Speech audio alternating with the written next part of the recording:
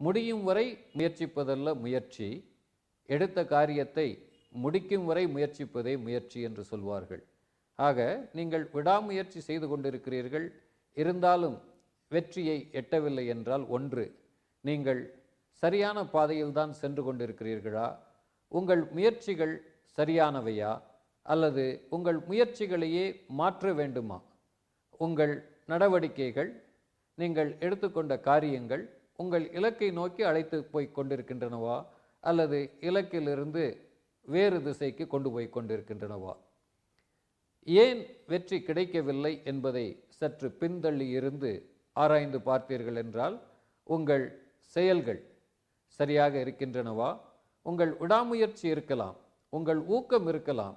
ஆனால் ஒரு கதை கூட சொல்வார்கள், நீங்கள் கஷ்டப்பட்டு ஒரு ஏணியில் ஏறுகிறீர்கள், ஆனால் அந்த ஏணி வேறு ஒரு சுவற்றில் சாய்த்து வைக்கப்பட்டிருக்கிறது. நீங்கள் போக வேண்டிய இடம் வேறு, ஆனால் அந்த ஏணி வேறு இடத்தில் சாய்த்து வைக்கப்பட்டிருந்தது. அதில் கஷ்டப்பட்டு ஏறி நீங்கள் வேறு இடத்திற்கு சென்றீர்கள் என்று.